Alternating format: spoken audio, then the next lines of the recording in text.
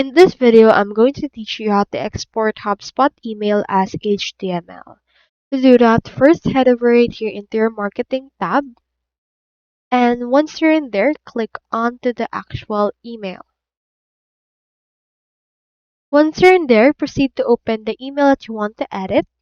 And then this will open this into the editor. Once you're in there, you just need to head over and then click onto the More tab. So you can also find it right here onto these options, and you can also export it however you want.